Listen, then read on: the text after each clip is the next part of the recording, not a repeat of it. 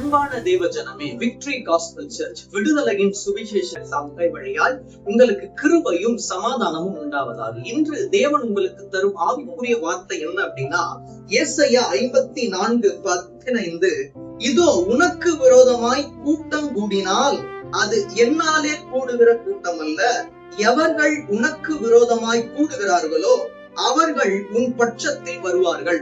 சில நேரங்கள்ல நமக்கு விரோதமாக கூட்டம் கூடினால் நம்ம என்ன நினைப்போம், இது தேவன் தான் என்ன பண்ணார், உண்டு பண்ணார் நினைப்போம். ஆனா தேவன் சொல்றாரு, இது என்னாலே கூடுகிற கூட்டம் அல்ல. பிசாசு சில நேரங்கள்ல நம்மள சோதிக்கணும்ன்றதுக்காக அவன் என்ன பண்ணுவான் அப்படின்னா, நம்மளுடைய வேலை ஸ்தலத்திலயா இருக்கட்டும், எந்த ஒரு இடத்துலயா இருக்கட்டும், நமக்கு விரோதமாக ஆட்களை ஏற்படுத்துவான். நம்ம அந்த இடத்துல அவர்களுக்கு விரோதமாய் நாம் எழுப்பக்கூடாது.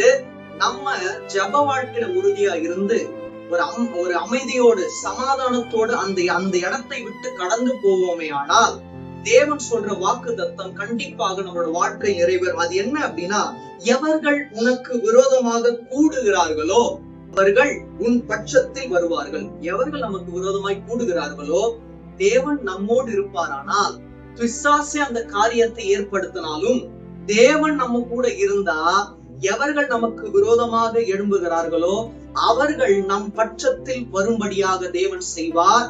இந்த வார்த்தையின்படியாக உங்கள் யாவரையும் தேவன் தாமே ஆசீர்வதிப்பாராக. ஆமென்.